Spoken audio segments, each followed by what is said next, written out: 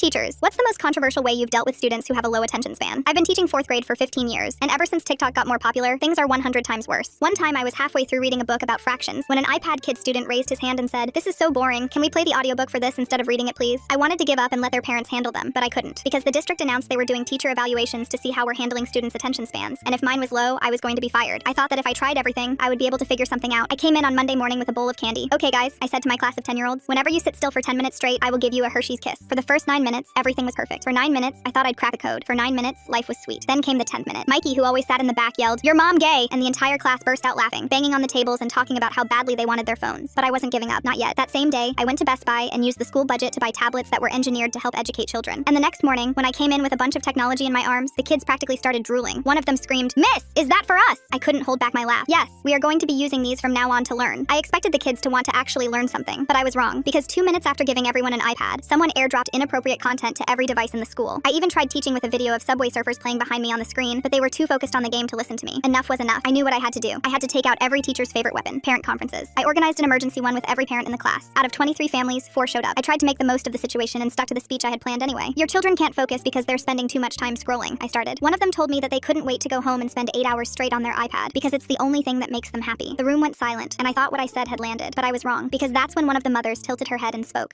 Well, maybe the problem isn't us or the iPads. Maybe your teaching style just isn't working. Have you ever considered another line of work?" I didn't have a response. I just sat there feeling my face get hot. I only had a day until my evaluation, and I didn't know if I was going to be fired. I stared at the ceiling until 3 in the morning, and that's when I decided to do something desperate, something no teacher should ever do. The next day, I walked into class and put down the textbook. The room went quiet, that suspicious quiet kids get when they think you're about to cry. I spoke. "I'm going to tell you something I shouldn't tell you." My classroom full of iPad kids went silent. This was enough to grab their attention. I continued, "And I'm going to ask you for something I have no right to ask, something no teacher would ever ask their students." They all nodded in unison. I told them everything, the evaluation, the 40% of my pension I'd lose if I got fired, how me and my daughter would be evicted if I got fired. I told them I wasn't asking them to love learning. I was asking them to help me keep my job, just for this one evaluation. After that, they could go back to ignoring me. Mikey, the kid in the back, raised his hand. "So basically you're saying our behavior could ruin your life?" "Yes," I said. Mikey responded, "That's a lot of pressure to put on 10-year-olds. I sighed. "I know, I'm desperate." I waited for the laughter, the TikTok recording. Instead, someone else asked, "What do you need us to do?" The evaluation happened the next day. The kids pretended to have perfect attention spans. They raised hands. They answered questions. They looked at me like I was saying something that mattered. When the bell rang, the evaluator told me to wait. I sat there for 20 minutes, convinced I'd failed anyway. Then the door opened. But it wasn't the evaluator. It was Dr. Williams, the district superintendent. I'd met her exactly once before, at someone else's retirement party. She sat down with a huge smile on her face. "This whole thing was staged. None of their bad behavior was real." I stared at her in shock, having no idea what she meant. What are you talking about?" She explained. "It was a test. We put the most challenging students in your classroom on purpose to see how you'd handle it. We wanted to see if you would keep trying or if you would give up on them." I didn't even know what to say. "But why?" She smiled even brighter. "Because we want to promote you and offer you a position on the State Board of Education. After seeing how you handled everything, we need you on our team." I took the position. Fast forward 2 years, I'm rich, and got my money up, not my funny up.